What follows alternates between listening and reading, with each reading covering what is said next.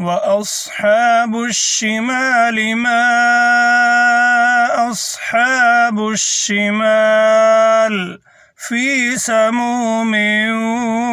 وحميم وظل من يحموم لا بارد ولا كريم إنهم كانوا قبل ذلك مترفين وكانوا يصرون على الحنث العظيم وكانوا يقولون أإذا متنا وكنا ترابا وعظاما أإنا لمبعوثون أو آباؤنا الأولون